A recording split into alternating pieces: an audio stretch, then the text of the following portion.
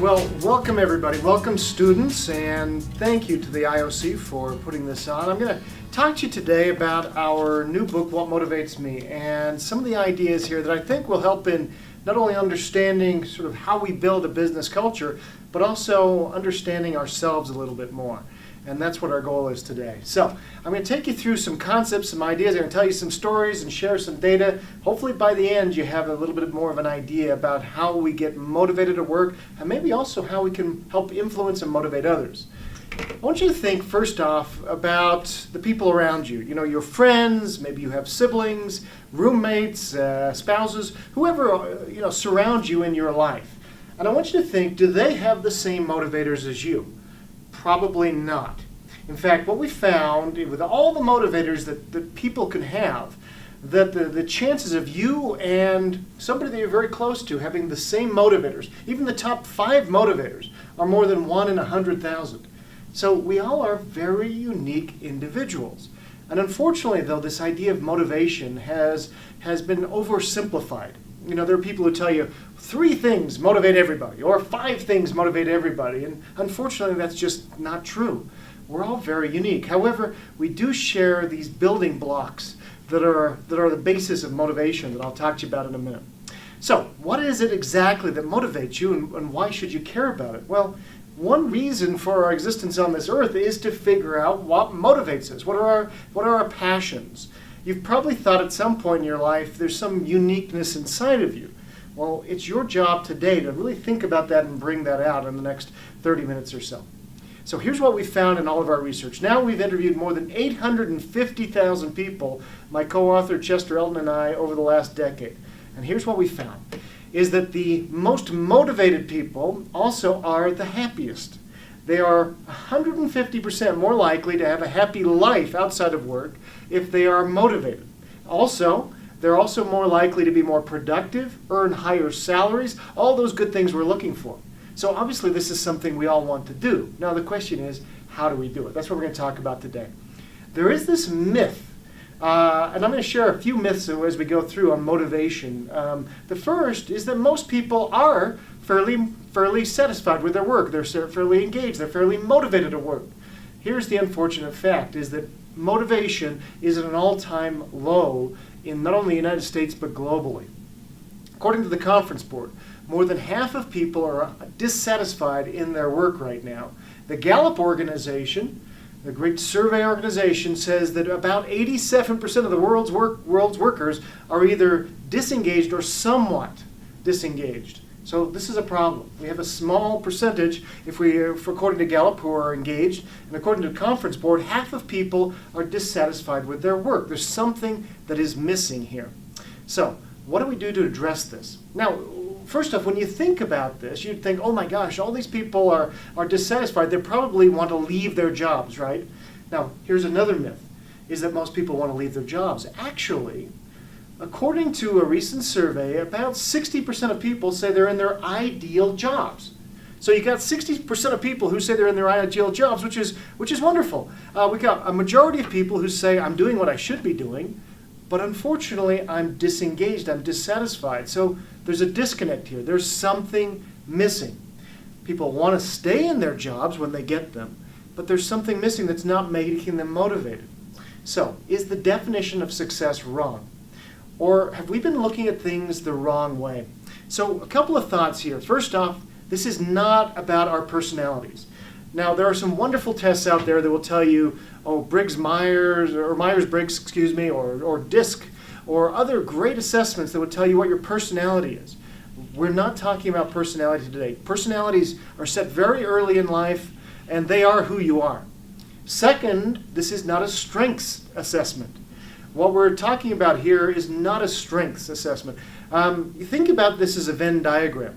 We have personality as part of the Venn diagram. We have strengths as part. But the piece that's been missing in the assessment world is what we love to do. What is it that we are driven to do? Because we can have things we're good at and things that our personalities say we might fit with, but nobody really has asked us, well, what do you love to do in your work? That's where the motivators assessment comes in from What Motivates Me. It's a series of 100 questions, an online assessment in the book that will lead you to understand really what it is that drives you at your core. Now, unfortunately, we live in a world that is very strengths-based, and that's a good thing in many cases, but for other people it is not. Andre Agassi, the great tennis player, tells a story of how he was sort of coerced into becoming a tennis player by his father, who just hit balls at him hour after hour, yelling at him to hit harder and hit harder. He says, I grew to learn to hate tennis. He says, but it was the only thing I thought I could do for a job because it was my strength. What Agassi says is, how many people in the working world have the similar problem, where they are locked into something because of their strengths? Maybe Julie is good at details, so she always has to work on the details of a project they're working on. But she says, I would love to work with clients. I'd love to be more creative. That's what really drives me. And they say, no. You're good at the details. You stick with details. That's not driving her forward. Or let's say Katie is in college and her parents say, you're so good at math. You should be becoming an engineer. And so she tries to become an engineer, and it's a slog for her. She's good at math, but she doesn't enjoy the ideas of calculating, the steel girders and wind shears and all these things that engineers do. And she takes a class on women's studies, and all of a sudden she goes, wow, I love this idea of social responsibility. But her parents say, that's not a very good career move for you, Katie. And so there are these challenges that we come up with. Now, with that said, as we look at what we love to do, that doesn't mean that we can all be whatever we want to be with no consideration of our abilities. Those things which we're passionate about but not very good at, they're our hobbies. No matter how much I love to play hockey, I will never play in the National Hockey League. That's not in the cards because I don't have the ability. So we have to be good at something, we have to marry that with a market need, and we have to love what we do with it.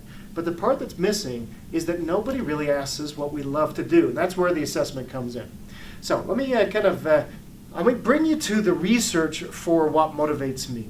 This was the largest study ever conducted of its kind. We interviewed more than 850,000 people over a 10-year period to determine really what does motivate people. We asked a couple of important questions in the data finding. First off, we asked, why is somebody motivated or not motivated at work? Next, we asked them, when are you most energized at work? When do you have that skip in your step? When are you feeling most excited about your work? And finally, we asked people, why do you quit your jobs? And what are the factors that lead to quitting? So from all that data, we were able to identify, from this 10-year study, 850,000 people, we identified a list of 23 different motivators. And again, I wish that I could bring you just 3 motivators or 5 things that motivate people, but that's not realistic. We're all very different. Now, of this 23, there are ideas in there that range from creativity to learning to developing others to purpose to money to recognition, all these different ideas. Some are intrinsic, some are extrinsic. They're both important. Some of us are driven by intrinsic motivators, some by extrinsic. And what we have to understand, there are no bad motivators. You can't look at money, for instance, and say, oh my gosh, he's driven by money. He must be hedonistic. He must be a money grubber. No. Different people have different motivators or reasons why they're motivated in those ways. Some people driven by money had poor backgrounds, and money means freedom to them and security. There are a lot of reasons why we land where we do, but we're all different. Now, I'm putting up on the screen right now a couple of motivators assessment results. Now, on the right is my assessment. I am driven first and foremost by creativity, ideas like learning, autonomy, variety, ownership, etc. My colleague, my writing partner, Chester, is on the left. He is driven by ideas like friendship and service and fun and empathy. You can see we're different, and yet we've been writing partners for the last 15 plus years. We work together great, but we are very different in how we approach our work. If you look for somebody to send to a conference to build relationships and really network, you send Chester, my partner. He loves to create new friendships. He's driven by fun and having a great time. Me, you give the next big idea. You send me away, sequester me for a few months, and I'll come up with the next big book idea, the next big training. That's what I love to do. We happen to both be pretty good at those things too, but But that's really what motivates us. We're good at them because we love to do them. We've worked on them over our careers. Now, you'll look at some differences too, though. Next, I show you the idea of empathy. It's 22nd on my list of 23. It's number 5 for Chester. Now, who would we point to work with an employee who's having a difficult time? Obviously, it'd be Chester. He's much more empathetic than me naturally. Now, it doesn't mean I can't become empathetic. I can if needed, but it's just not a motivator for me. I don't go to work hoping that I can be empathetic to others. It's not that I'm heartless. It's just not something that motivates me like it does Chester. So you can see as you start working with these motivators how it can really help us in our teams as we look at building really productive teams, giving people the right assignments that will motivate them. Also, you can think about how you may be able to transfer some responsibilities that may not be motivating to you as well. Because there is a myth out there. There's one last myth before we create our first break here, is that happiness as you go through your careers is climbing the corporate ladder. And the problem is that's not always the case. Some people don't really want to climb the corporate ladder. They're driven by other things. Maybe they're builders, maybe they're caregivers. And the problem is most leaders don't identify that. So it's up to us as we get into the working world, as we're employees, to be able to identify really what does motivate us. Next, when we come back, I'm going to tell you a story about somebody who used these ideas to great effect in his career. Let's pause here.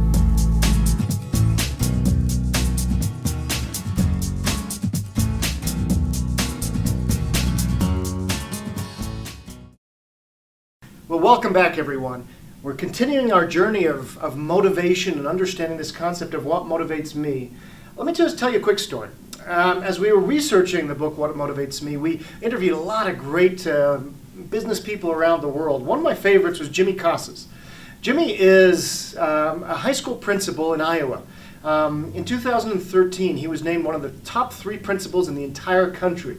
This guy is an amazing educator. He inspires young people, and he has done for the last couple of decades. Now, what Jimmy does is that he really works with individuals one-on-one in his schools to identify what their passions are, what they love to do. He says, we really focus as a society on weaknesses. What do you got to get better at? And he says, that's not what people are going to do for the rest of their lives. They're going to do things that they love to do. Now, to back up, Jimmy wasn't always this way. He says, I grew up as a young Hispanic man that I thought the world hated me. I thought the world just was picking on me because I was poor and I was a minority. He says, I got to college, but nobody really thought I should be there. So he says, I flunked out, or dropped out actually, within a few months.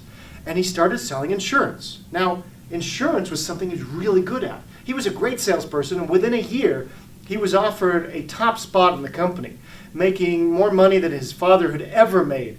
And he's 18, 19 years old. And so he was so happy. He went to tell his boss the good news that the brass at corporate had offered him this job, and he found his boss in tears. The job that he'd been offered was his boss's. And the man, he said, was 50 years old. He was in tears. He was saying, who's going to hire me? I've got no education. What do I do now? And Jimmy realized, I bet the company treats me that way when I'm 50. So he went back to school, and he got a degree. But he had to figure out what he was passionate about. So he says, I started looking around, and he says, I was on campus, I noticed a flyer on a telephone pole, and it said, we're looking for some ESL teachers or volunteers because we've got some kids in our elementary school, and they don't know how to speak English. Could you come in and help us? And he said, I could do that. I'll way to practice my rusty Spanish. He says, I went in for a day a week. Pretty soon it was 2, then it was 3, and then I was working every day for nothing, but I loved it. He says, I'd found my reason for being. I said I was going to be a teacher, an educator, and later an administrator, and in fact an entire school.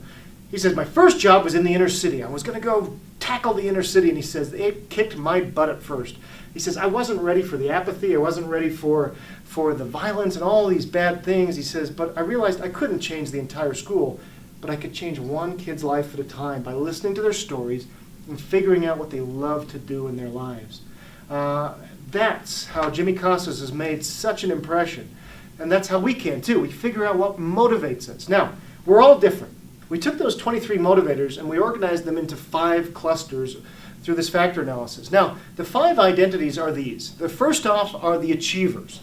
The second are the builders. The third are the caregivers.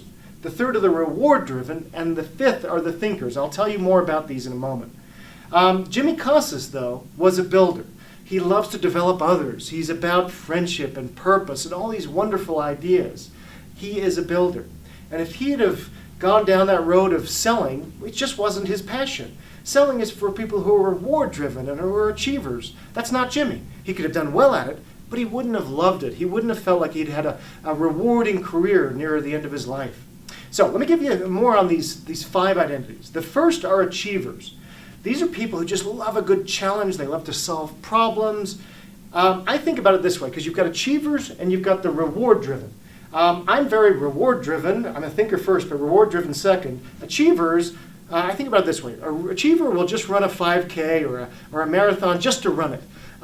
Reward-driven, I won't run a 5K unless I think I can win my age group, because I want to win something. Or an achiever just wants the challenge. Achievers are wonderful in our organizations because they just want to solve problems. They want to achieve.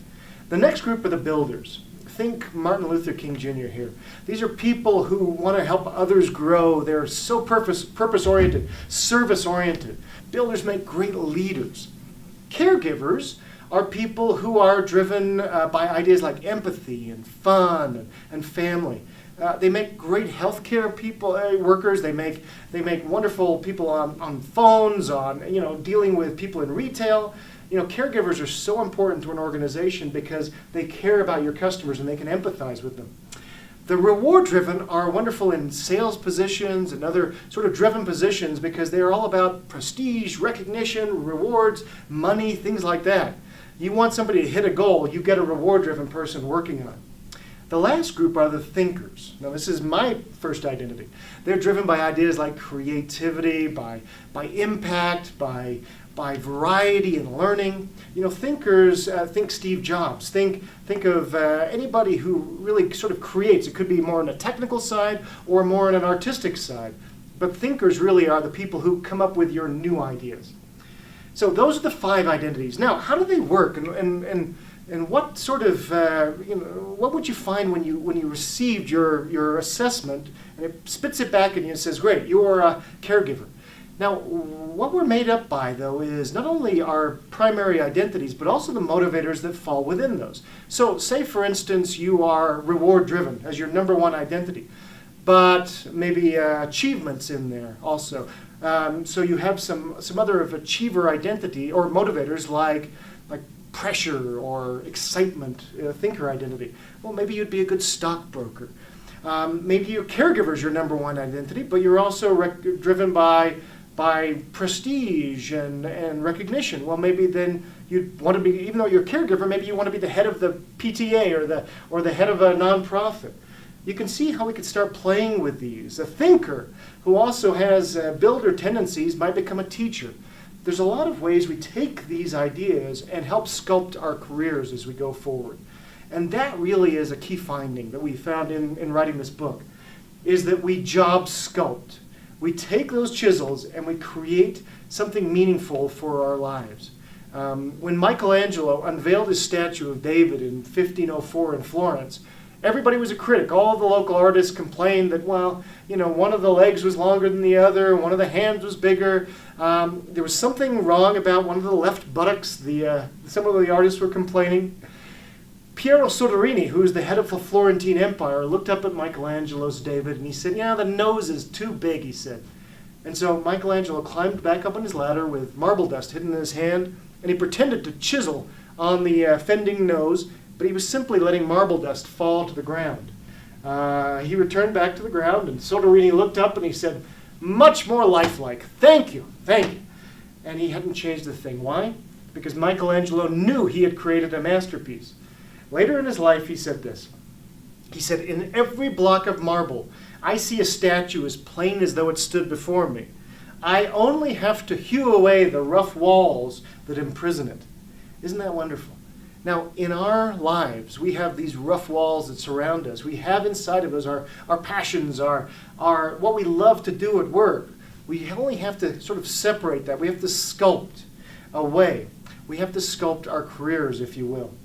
So when we come back, we're going to take a break right now. I'm going to tell you about a couple of people that we've met who really sculpted their careers to great effect. There's some wonderful stories because that's our next step, is how we sculpt. Let's pause here.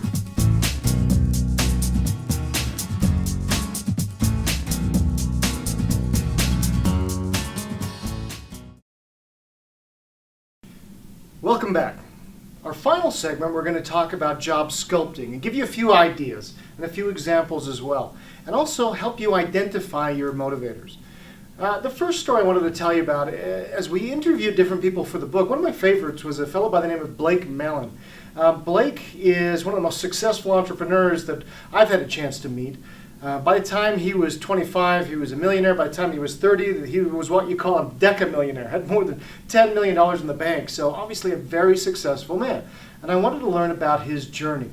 He told me that he had graduated from university in 3 years. He had just flown through, and everybody expected him to go to law school, all of his family, because in his world, in his family, that you either became a doctor or a lawyer if you were successful, and he hated blood. So he says, I was going to become a lawyer.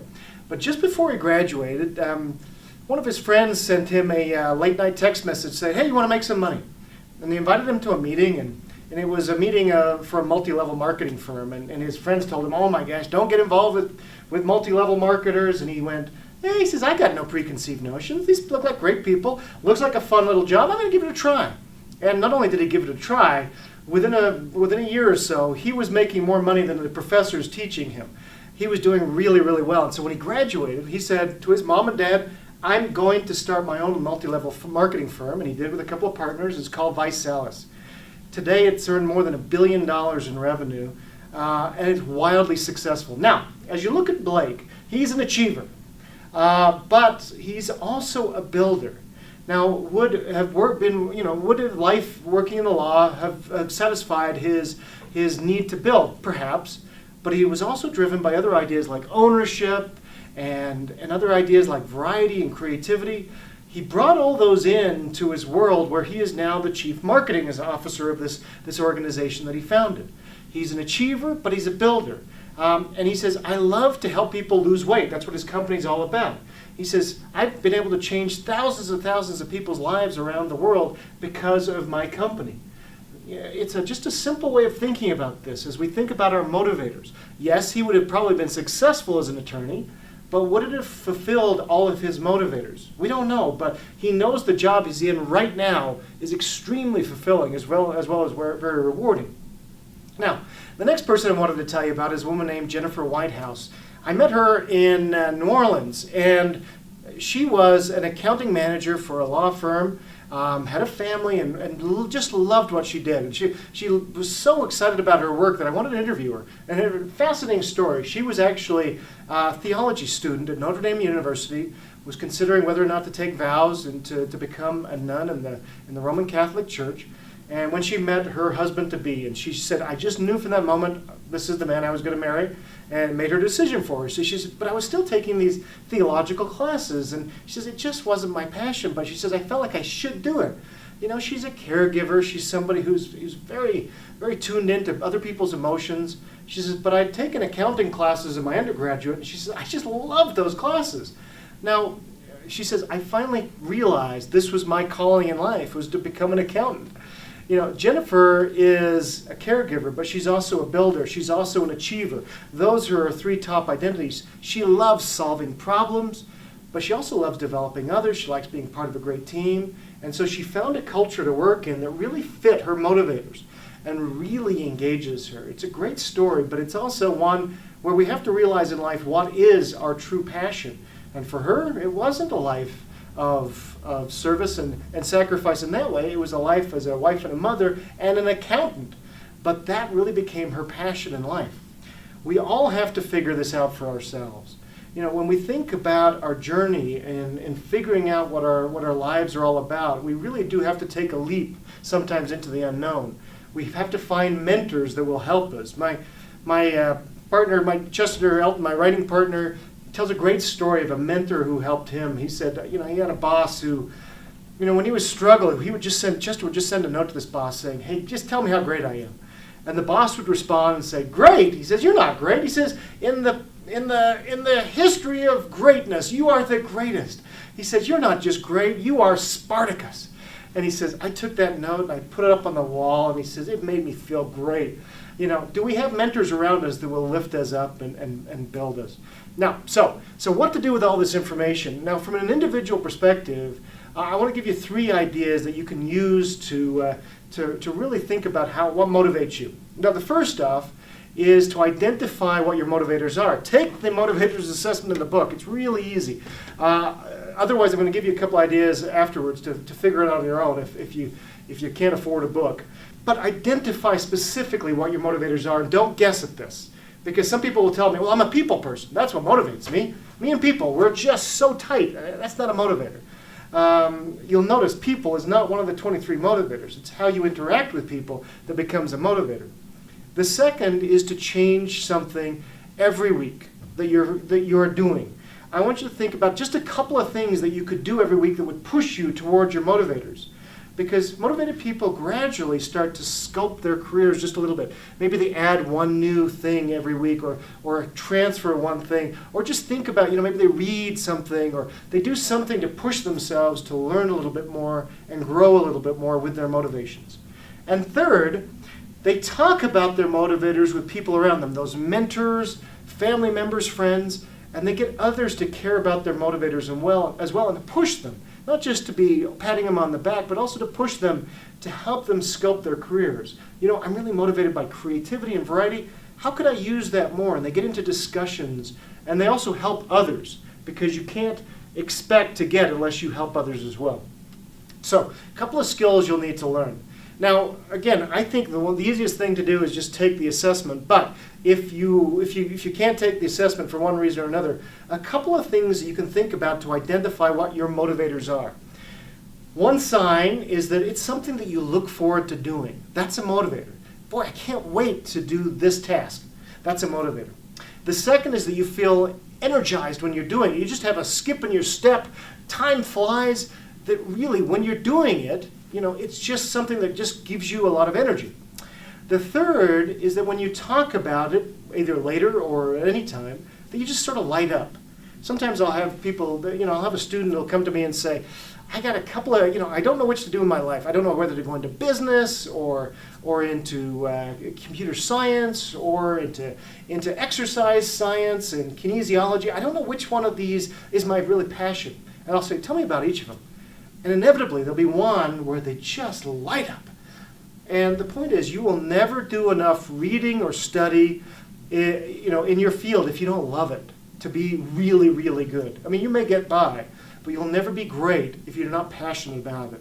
And inevitably, I can usually say, boy, you've got to figure out if there's a market for that and if you're good at it, because that, number 3 that you talked about, is really where your passion is. So think about that too. Another way to think about what your motivators are, or if you do identify your motivators with the motivators assessment, a couple of ways to think about them are too, to think about your past work life and your past work experience.